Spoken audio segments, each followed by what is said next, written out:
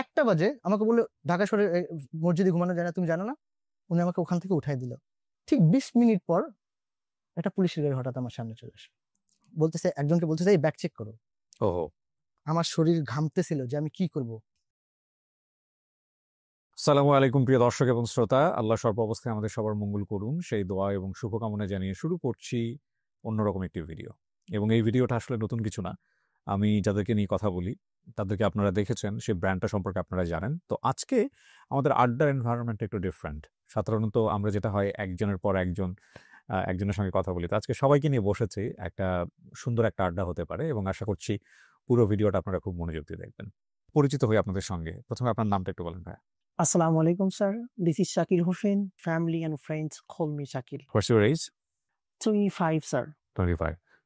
That's My name is Endi Shobuj Talukdar. I'm from Borishal, but currently I live at Shamoli in Dhaka. okay. Actually, I'm a job holder, chief cinematographer and chief video editor. এই ওটা রেখে দাও আমাদের অফিসে। আমি খুঁজতেছি। Okay, what's your name? Mahmoud Hassan, you can call me Mahmoud. I'm from Lalmonirhat. আমি একটু আপনাদের স্টোরিগুলো একটু জানার চেষ্টা করি, গল্প করি, তারপরে আমাদের দর্শকরা বুঝতে পারবেন যে আসলে এই ভিডিওটা কি নিয়ে। সো আপনাকে দিয়ে শুরু করি ব্রাদার শাকিল। আমার আব্বু ছোটবেলা থেকে নিয়ত ছিল যে আমাকে হিফজ পড়াবে। পাবনা আমার বাসা, পাবনাতে একটা মাদ্রাসায় ভর্তি করে দেয়। কিন্তু আমি 2 বছর পড়ার পরে my teacher called my father, your son couldn't memorize the Holy Quran. You should admit him কিতাবখানা। আমার আব্বু মানে কান্না করতেছিল ওই সময়। স্বপ্ন ছিল এটা আমার ছেলে। আমার ছেলে, বড় ছেলে, তিনিও হাফেজ শেষ করবেন।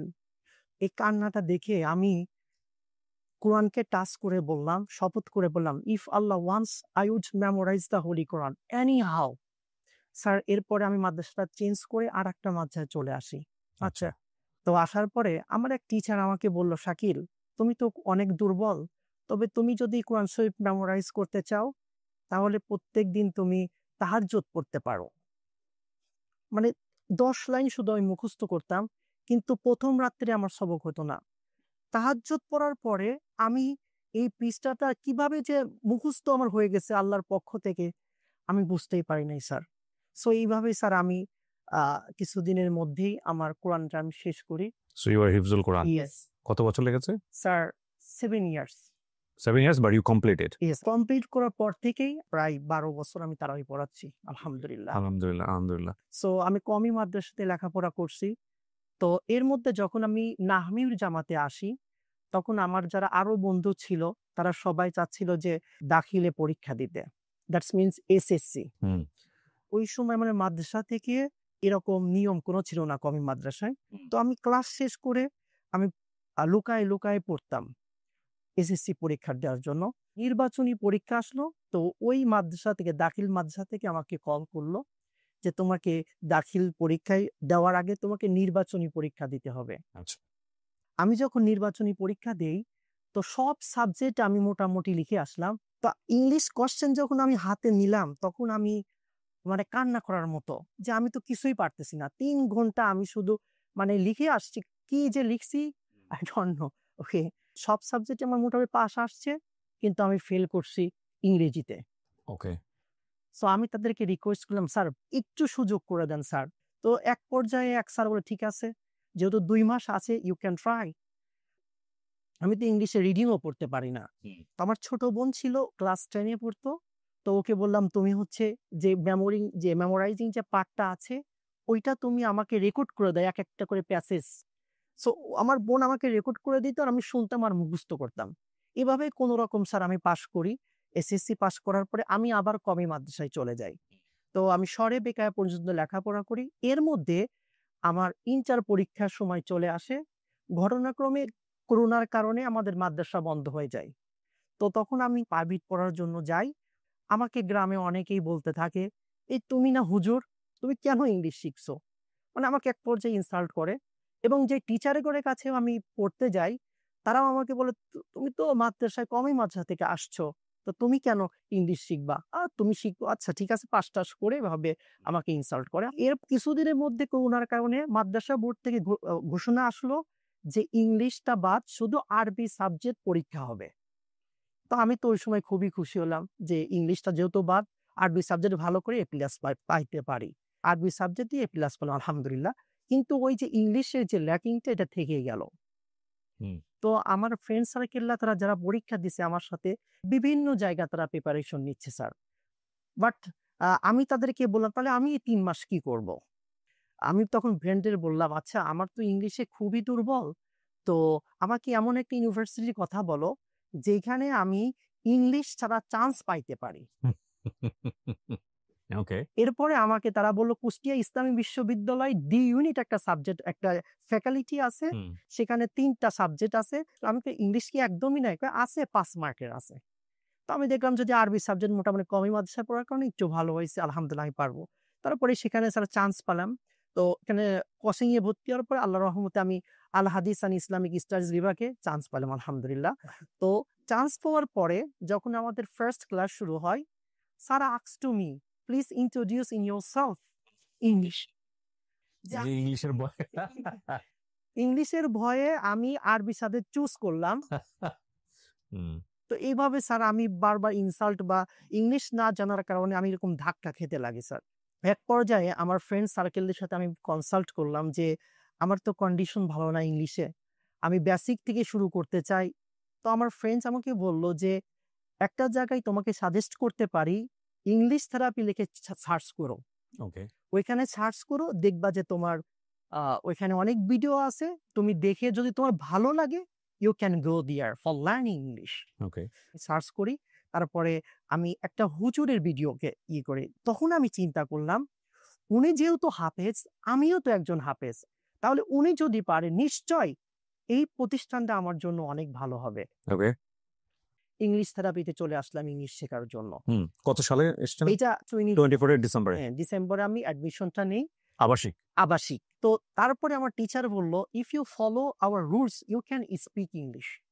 আমি এই জন্য আমি ২ দিন তেমন কথা বলি নাই। আমি চেষ্টা করতাম ইশারা-টিশারা দিয়ে কথা বলার।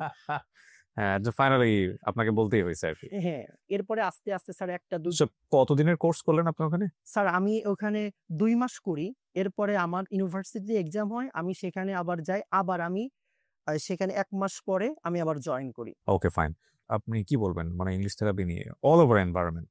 মেইন বিষয় হচ্ছে সেখানে কনফিডেন্সটা মেক করে। ওকে। ইংলিশ থেরাপি টিচার আমাকে বলতো যে, "শাকিল তুমি ভিডিও মেক করো।" তো ভিডিও মেক করার পরে স্যার আমরা আইডিতে আপলোড দিতাম। ১ মাস শেষ করে ২য় মাসে এই কাজটা। তো যখন আমি আপলোড দিতাম আমার ফ্রেন্ড সার্কেলরা দেখতো।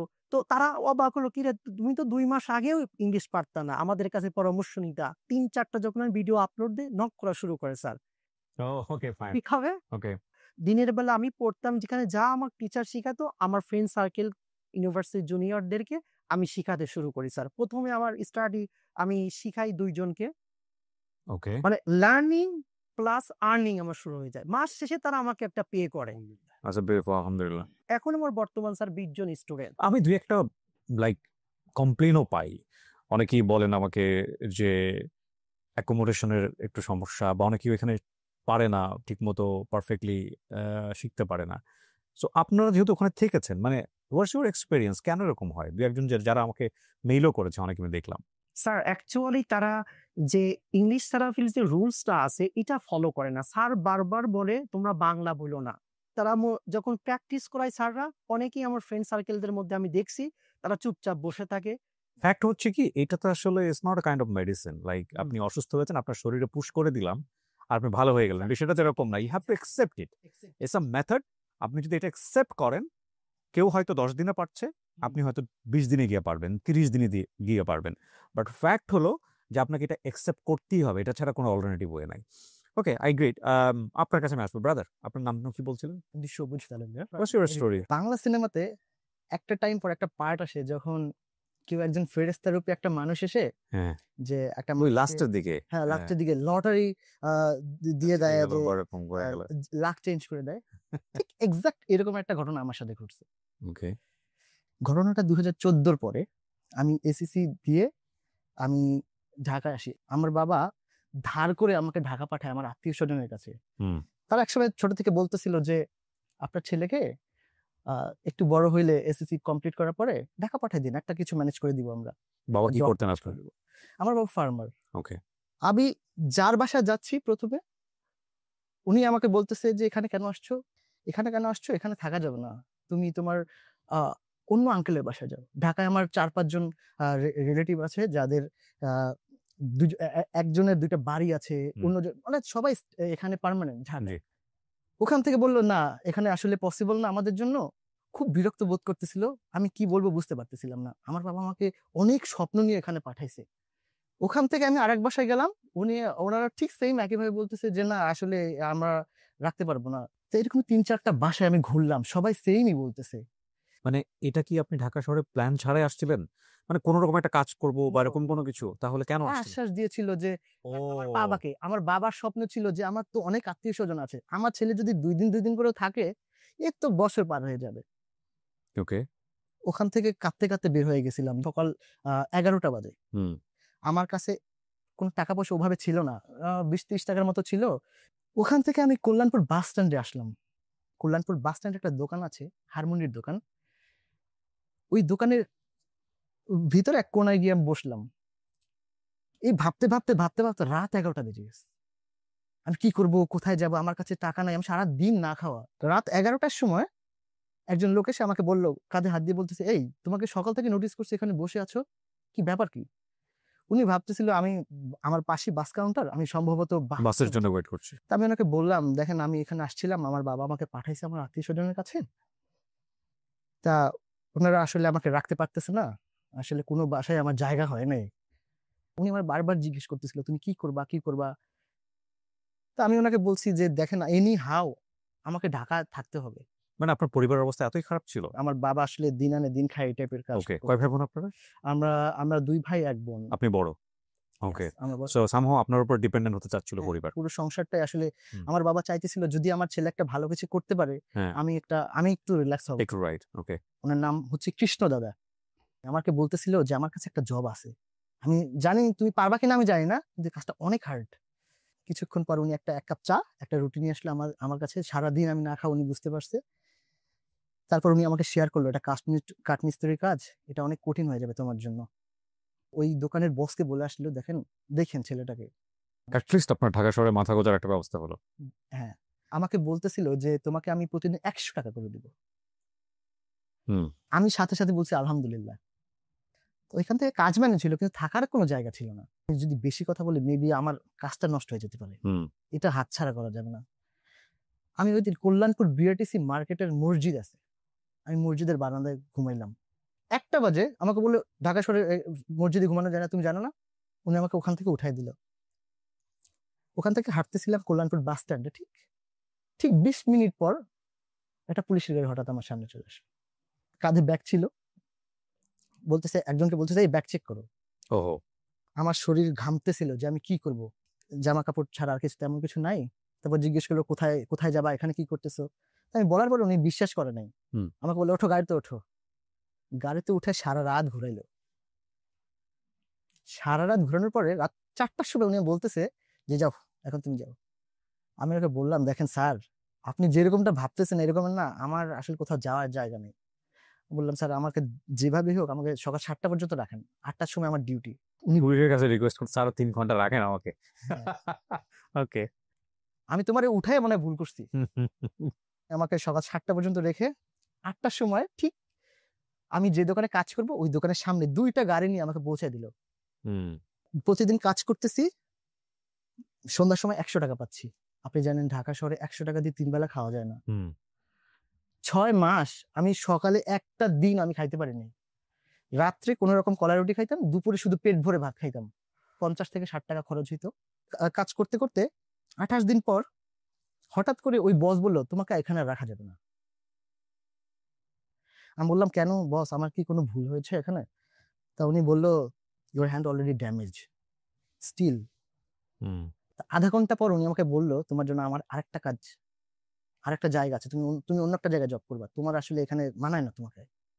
লেখাপড়া তো বন্ধ। হ্যাঁ, ফুল অফ। যেখানে খাইতে পারতেছি না ওখানে তো লেখাপড়া বিলাসিতা। সো কাঠমিস্ত্রি কাজ বলতে কি আপনি ডিজাইন করতেন ওখানে নাকি সব? না, কাঠমিস্ত্রি কাজ বলতে ওখানে আমি রান্দা টানতাম। আমি জানি না হ্যাঁ, আই নো দ্যাট। ওই যে ক্লিন করে যেটা একদম সমান করে যেটা। সমান করে, এবং ওটা লোহার। ওকে। ইভেন আমি আমার নামটা চেঞ্জ করে ফেলছি জানেন। চেঞ্জ করছেন কেন নাম? কয়দিন নিখোঁজ অবস্থায় থাকবো, এরা তো কখনো না কখনো আমার খুঁজতে আসবে। আমি এদের সামনে মুখ দেখাইতে চাই না। এরা আমার নাম জিজ্ঞেস করলে কেউ বলবে ওই দোকানে কাজ করে, আমি চাইলাম। ওকে, হ্যাঁ, সো নতুন একটা নাম দিয়ে দিয়েছেন যাতে কেউ খুঁজে না পায় আপনাকে। ইয়েস। ওকে, এই এই জার্নিটার মাঝখানে একটা বারের জন্য কেউ আমার একটা খোঁজ নেয় নাই, যার জন্য নাম চেঞ্জ করছি তারাও কেউ খোঁজ নেয় না আমার।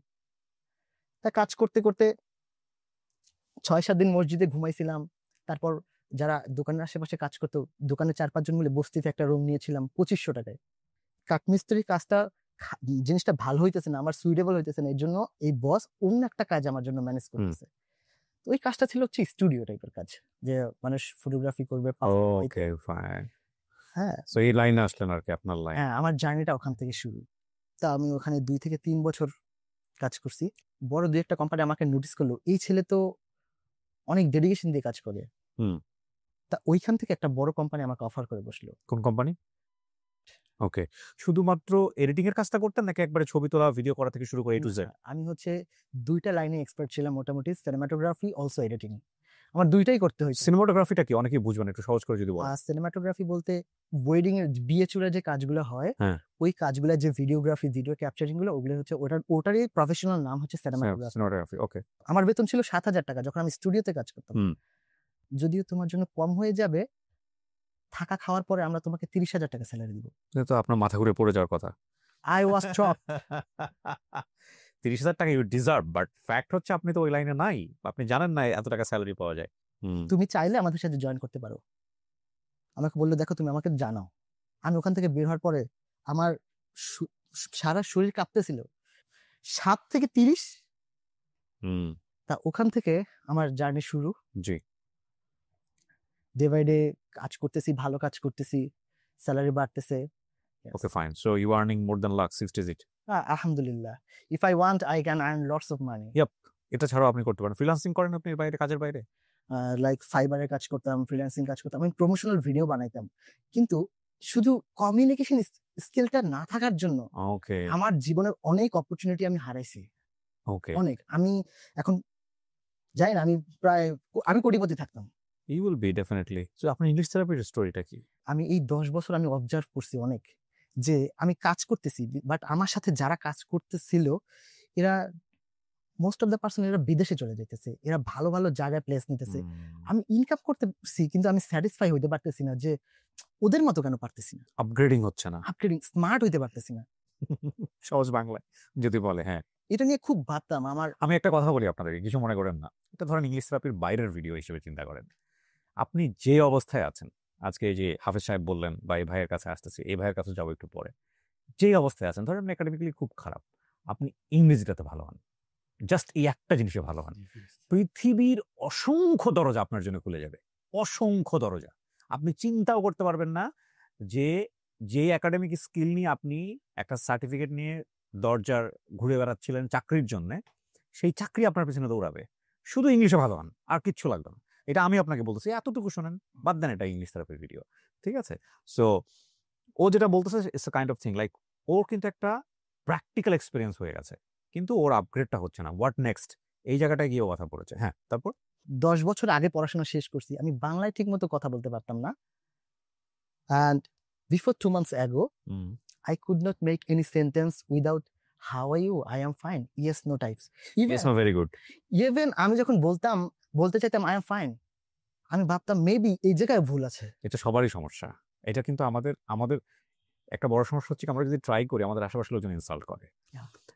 এই ইনসাল্টটাকে আমরা ভয় পেয়ে যাই, এবং ভয় পেয়ে আমাদের মধ্যে যে সম্ভাবনাটুকু, মানে প্র্যাকটিসে যাওয়ার যে লাইনটা, ওটা আমরা বন্ধ করে দিই, ঠিক আছে?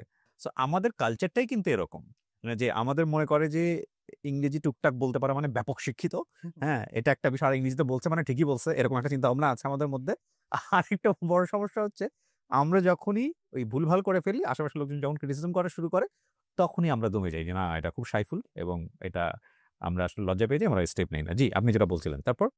তা আমার ইংলিশ শিখতে হবে, এটা আমার মাথায় ঘুরতো। হঠাৎ করে আমি চিন্তা করলাম, না, ইংলিশটা যেভাবে হোক আমাকে শিখতে হবে। আমি বাসায় ভাত খাচ্ছিলাম, হঠাৎ দেখি আপনার একটা ভিডিও। আচ্ছা, দেখি একজন হুজুর, যে বাংলায় ভালো মতন বলতে পারতো না, হ্যাঁ, সে ইংলিশে ফ্লুয়েন্টলি কথা বলতেছে, বাট বাংলায় মামলিং করতেছে। হ্যাঁ, এটা আমিও অবাক হয়েছিলাম। এটা কিভাবে সম্ভব? আমার বসের সাথে ডিসকাস করলাম আমি যে boss anyhow I have to achieve this skill, please help me. Boss বললো নো প্রবলেম। তো আপনি কি আবাসিক হয়ে গেলেন ওখানে? নো, আমি অনাবাসিক স্টুডেন্ট। ওকে, সারাদিন জব করার পরে আমি রাত্র 12টার পরে আমি প্র্যাকটিস করি। একা একা? হ্যাঁ, আমার আসলে প্র্যাকটিস করার মতো। সো আপনি অ্যাডমিশন নিলেন কবে ওখানে? আমি অ্যাডমিশন নিয়েছি হচ্ছে May 4th May। মানে এই যে 25-এর? Yeah, before 2 months ago I could not make any Oh, sentence. Okay, Right now I'm capable to speak in front of everyone, very good, মাশাআল্লাহ মাশাআল্লাহ। and they have given me confidence. Okay, so you like the environment, right? ওইখানকার environment ভালো। ওখানকার খুব unique একটা জিনিস হচ্ছে if you speak Bangla you have to pay fine 20 টাকা। আসলে আপনার মধ্যে যা আছে, ভুলভাল বলো, যাই কিছু বলো না, কোনো সমস্যা নাই, বাট বলো Yes. বলো, এটা হচ্ছে ফ্যাক্ট, রাইট? এখানে একটা কথা আমি বলে নেই, এই ইংলিশ থেরাপির অসংখ্য সাকসেস স্টোরি কিন্তু আমার এখানে এসেছে।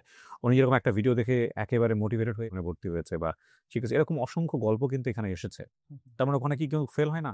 ডেফিনেটলি হয়। এবং ফেল স্টোরিগুলো আমরা ওইভাবে বুট আপ করি না।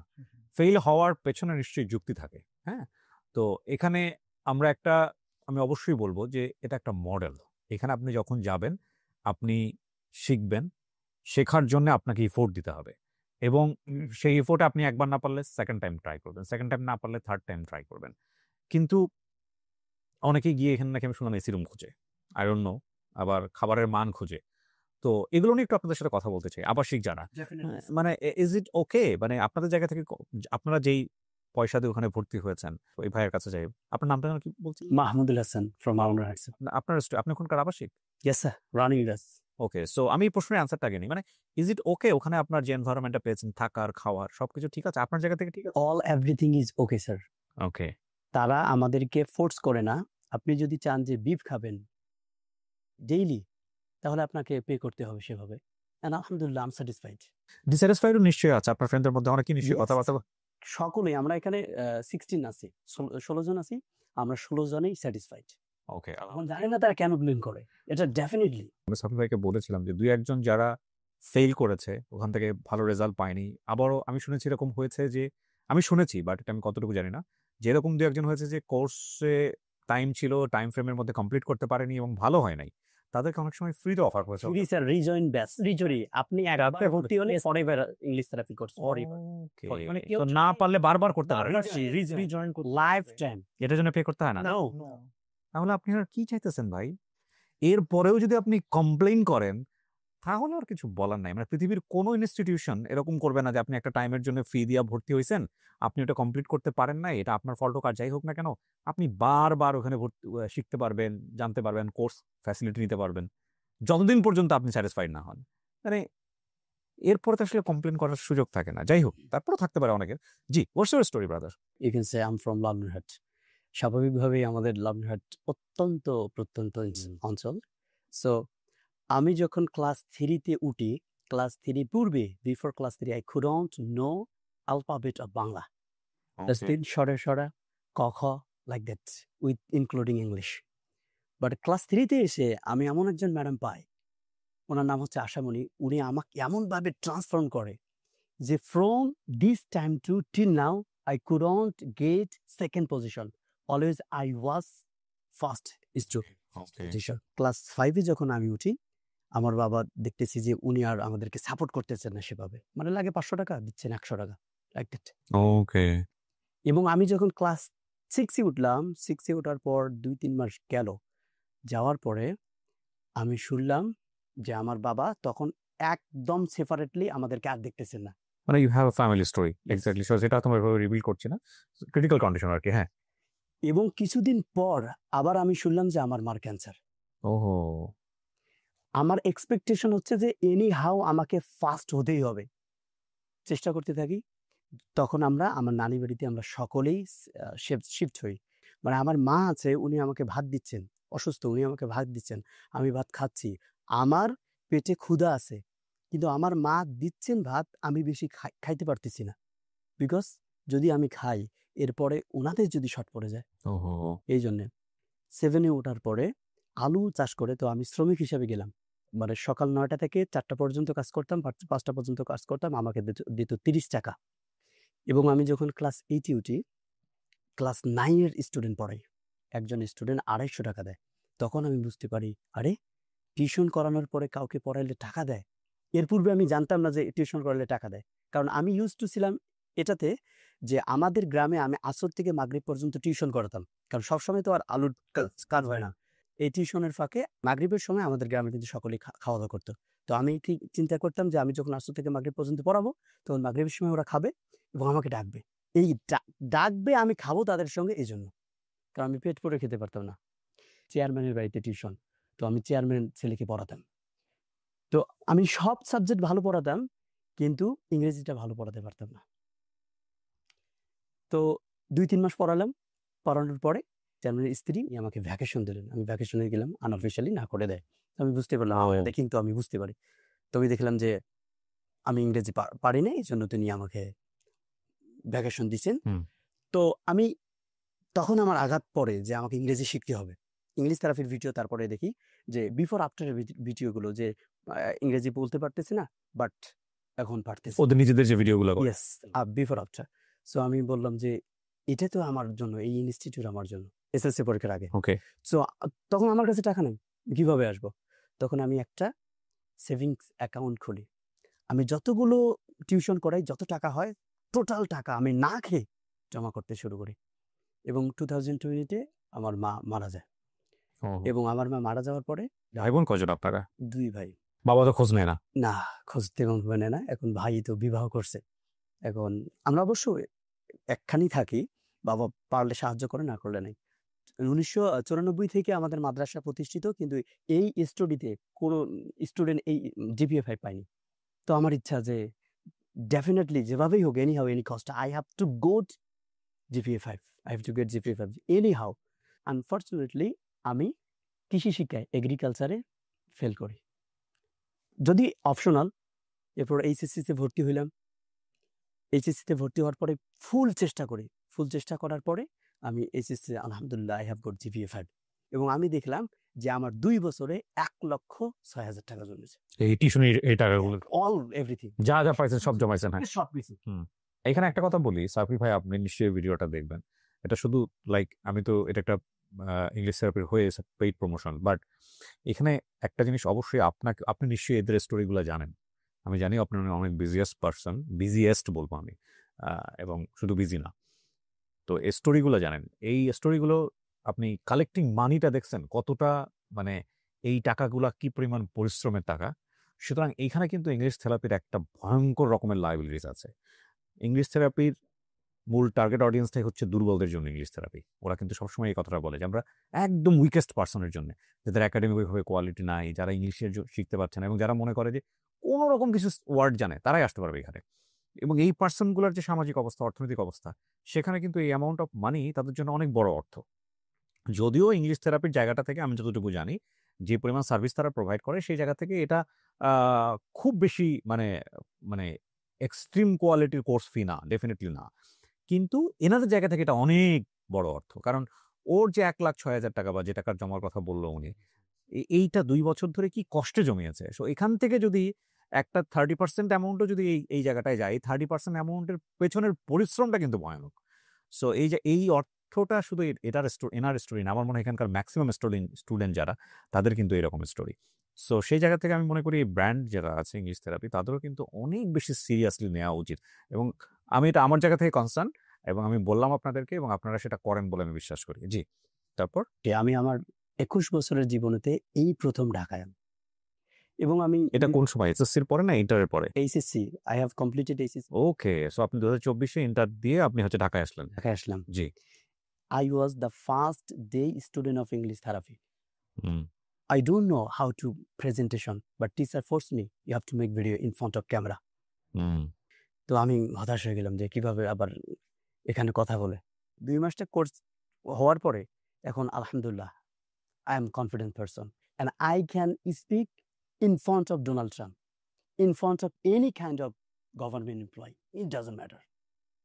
That's the thing, মানে কনফিডেন্টই হচ্ছে ফ্যাক্ট। আসলে ব্যাপারটা হচ্ছে কি, মানে আছে সবকিছু আপনার মধ্যে, ইংলিশের অনেক কিছুই আপনি জানেন, কিন্তু ওই যে শাইনেসটা, ওই যে জড়তাটা, এবং ওই যে লোকে কি বলবে, এই ব্যাপারটাকে ব্রেক করার জন্য এই ইনস্টিটিউশনটা অনেক ভালো কাজ করছে। তো এই হচ্ছে ফ্যাক্ট। এডুকেশন মেথড নিয়ে অনেক ধরনের সমালোচনা হতে পারে, আলোচনা হতে পারে, বাট এখানকার সাকসেস রেটটা খুবই ভালো। কেমন স্টুডেন্ট কেমন আছে আপনারা যেখানে পড়ানো, ওখানে কেমন স্টুডেন্ট? আমি শুনেছি এরকম যে শুধুমাত্র ওরা ইংরেজি শেখা না, এটা একটা মোটিভেশনের জন্য একটা অসম্ভব ভালো একটা সেন্টার হয়ে দাঁড়িয়েছে। লাইফ চেঞ্জিং, লাইফ ট্রান্সফর্মিং এই বিষয়গুলো নিয়েও তারা কাজ করে। লাইভ প্ল্যাটফর্মে যে ইনস্টিটিউটে সাবিত রাহানের মতো ভাইয়ার মতো একজন মেধাবী মানুষ আছে, ওই জায়গা চেঞ্জ হইতে বাধ্য অ্যাকচুয়ালি। শুধুমাত্র এটা না, ইংলিশ থেরাপি কিন্তু আরো বেশ কিছু ইনস্টিটিউশনের সঙ্গে কাজ করছে এবং তারা একটা ইউনিক মডেল তৈরি করেছে এবং ইউনিক মডেলটা এখন অনেকেই ফলো করছে। হ্যাঁ, সেটা আমি হয়তো বললাম না যে কারা কারা ফলো করছে, বাট আমি জানি, আমি ব্যক্তিগতভাবে জানি এই কারা কারা ফলো করছে। তো এবং নাম বললে এক নামে সবাই চিনবেন, বাংলাদেশে এরকম একটা প্রতিষ্ঠান ফলো করছে, একটা ফাউন্ডেশন আমি বলবো। তো এখন আমি একটা জিনিস আপনাদেরকে বলি যে এখানে এটা কিন্তু এরকম না যে ওই কম্পিউটারের মধ্যে কমেন্ট দিয়ে দিবেন আর আপনি বসে থাকবেন আর সবকিছু রেডি হয়ে যে আপনার মাথার মধ্যে ঢুকে যাবে আর আপনি আরামসে okay fine I am done বের হয়ে গেলাম। ওই যুগে যেতে হয়তো আমাদের আরো 200-400 বছর সময় লাগবে, আমাদের ব্রেনের চিপ বসানোর পরে হয়তো সেটা সম্ভব, কিন্তু না, এখানে আসলে বিষয়টা এরকম না। এখানে আসতে হবে। হ্যাঁ, আমি জানি আপনি প্রচুর কষ্ট করে অর্থগুলো এখানে দিচ্ছেন, যে কোনো প্রতিষ্ঠানেই হয়তো বা তাই। আপনি খুবই মানে হার্ড ট্রেনিং করবেন এরকম একটা মেন্টালিটি নিয়ে আসবেন, ঠিক আছে? এরা আপনার জন্য দরজা খোলা রেখেছে। আপনি একবার না পারলে 100 বার ট্রাই করতে পারবেন একই অর্থ দিয়ে। কিন্তু আপনি এখানে আসলেন, আপনি খুঁজবেন যে রুমের এসিটা ঠিকমতো চলে কিনা, খাওয়াটা আজকে দুপুরবেলা কি দিল, ডালটা একটু পাতলা হয়ে গেল কিনা। তারপরে আপনার হচ্ছে যেটি ট্রেনার আসছে এখানে, ওর চেয়ে মনে হয় আমি ভালো বলতে পারি, ওনার ড্রেস আপ ঠিক আছে কিনা, ওনার কথাবার্তার স্টাইল ঠিক আছে কিনা, ঠিক আছে? ক্লাসরুমের এনভায়রনমেন্ট লুক্রেটিভ কিনা, কার সাথে আমি বসছি তার গায়ে গন্ধ কিনা। এইগুলা যদি আপনি চিন্তা করতে আসেন ভাই, তাহলে আপনি এখানে আমার মনে হয় যে এডুকেশনটাকে আপনি অতটা গুরুত্ব দিচ্ছেন না। আর তারপরেও আমি বলব যে যেকোনো জায়গাতে আমার যেকোনো পেইড প্রমোশনের ক্ষেত্রে আমার কথা বা এখানে যারা পার্টিসিপেন্ট আছেন তাদের কথা শুনে আপনার ইনফ্লুয়েন্স হওয়ার কোনো দরকার নাই। আপনি বরং যান, গিয়ে আপনি আগে দেখেন, সরেজমিনে দেখেন, ওখানে যারা স্টুডেন্ট আছে এদের বাইরে তাদের সাথে একটু কথাবার্তা বলেন, বলে আপনি জানার চেষ্টা করেন, একটু ফিডব্যাক নেওয়ার চেষ্টা করেন, এবং তারপরে যদি মনে হয় হ্যাঁ this is good for you, আপনি এফোর্ট দিলে পারবেন, তাহলেই আপনি ভর্তি হন, এছাড়া হইয়েন না, ঠিক আছে? আজকের এই ভিডিওটা শুধুমাত্র যারা ইংলিশ থেরাপিতে ভর্তি হবেন তাদের জন্য না, বরং ওদের 3 জনের স্টোরিটা আপনারা দেখেন, যে ওরা 3 জনই কোথা থেকে এসে পেরেছে। জীবনের শুধু ইংলিশ শেখার ক্ষেত্রে না, যে কোনো ক্ষেত্রেই আমি বলবো এই পারার যে আর্টসটা, যে না আমাকে পারতে হবে। আপনি যদি এই যে লাস্টে যে ভদ্রলোক উনি বললেন, ওনার কন্ডিশনটা আপনি চিন্তা করেন, বাবার কাছ থেকে সাপোর্ট পায়নি, মা মারা গেছে, এবং সেটাও কিন্তু খুব আর্লি স্টেজে। কিন্তু উনি 2 বছর ধরে প্রিপারেশন নিয়েছেন ব্যাংকে টাকা জমিয়ে রেখে, যে আমি একদিন ঢাকা শহরে আসবো, তারপর এই প্রতিষ্ঠান থেকে আমি শিখবো। এই আর্টসটুকু জীবনের যে কোনো জায়গাতে আপনি যদি সফল হতে চান, যে কোনো গ্রাউন্ডে আপনি আর্টসটুকু আছে কিনা এটা আগে দেখেন, টেস্ট করেন। আর্টসটুকু যদি থাকে, আপনার সামনের রাস্তা যত প্রতিবন্ধকতাই হোক না কেন, আপনি কিন্তু আপনার লক্ষ্যে পৌঁছাতে পারবেন। আমার ভালো লেগেছে, টু বি অনেস্ট। আমি ইংলিশ থেরাপির ভিডিওগুলো যখন করি আমার ভালো লাগে, কারণ মূল কথা হচ্ছে এই গ্রাউন্ডের যারা আপনারা আসেন এখানে, তারা তো আসলে তাদের সঙ্গে আমার এক ধরনের জানাশোনাই আছে। আমি আপনাদের মতো মানুষদের নিয়ে কাজ করি।